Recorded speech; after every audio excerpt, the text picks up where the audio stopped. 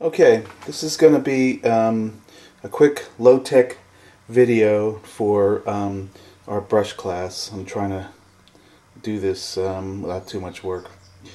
When we get the 995 brush, it looks like this, and it's been sized and everything's turned in, and despite my efforts to try to get that changed, they won't. So, to prep ourselves so your brush is ready to go from day one, here's what we're going to do. We're going to take the size out by wetting it and just try to work out the size like this. And you can do this under running water, but that's not ecologically sound. Anyway, so I'm starting to work the size out, and I probably do a shortcut where I could just start to fan the brush out. I want to get it so it's closer to sorry, I'm working with the camera here. I want to get it, this is a brush I just used and it's dirty, and I'm going to show you how to clean it. So you want it more fanned out and a true broad edge. So to get this one back to that, so we'll get their sizing out, and then, which I've pretty much done, then your friendly bar of soap. You'll get it wet. I'm going to put the sink on here a little bit here, shut it off, and I'm going to make sure I'm in front of the camera when I do this. I'm kind of looking at a monitor here.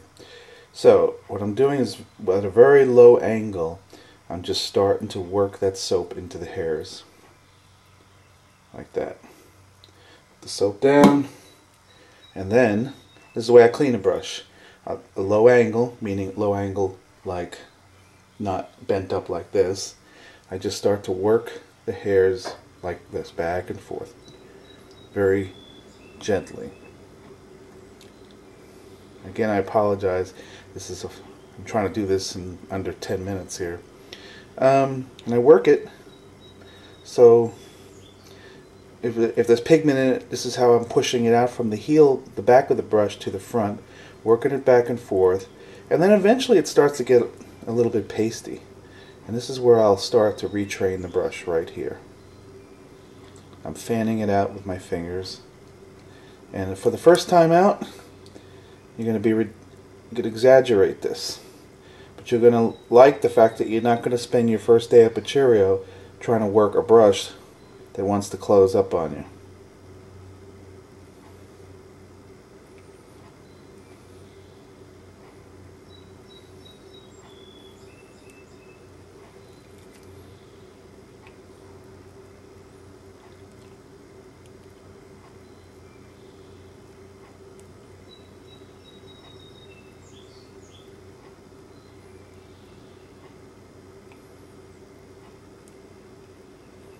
Anybody that's had a brush class with me before knows about this already. So, and then I make sure it's pretty straight and it's all fanned out. There's enough. Basically, the soap is like size at this point. It's going to dry, so I'm just going to put it down and let it dry, just like that.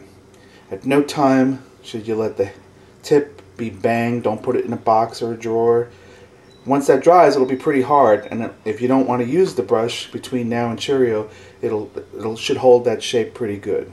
And that's the optimal. I'm looking at the monitor upside down. That's why it's moving around like this. Anyway, that's what we're looking for. Regular ivory soap is fine. You don't have to go out and buy any special soap cleaners. Now here's a dirty brush. I'll show you how to clean it. Same thing. Taking it into the soap and working the pigment out. It's very slowly, and waving it a little bit back and forth, and then put that down and mashing it at a low angle into my palm of my hand. It's a soft surface, and working it back and forth like this.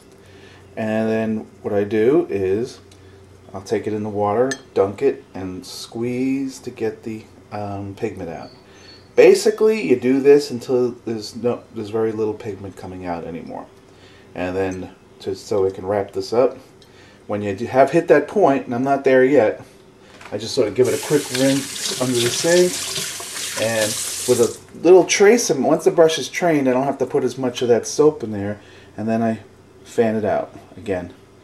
The natural inclination for these brushes is to collapse in like this, and it's going to be hard to maintain a consistent stroke system when the hairs don't stay fanned out, which is what we're going to be doing while we're paleting, and we'll be working on that. Anyway, I hope that was helpful. That way we can start day one at Cheerio. See, look at that, with a brush that's trained, and that's it.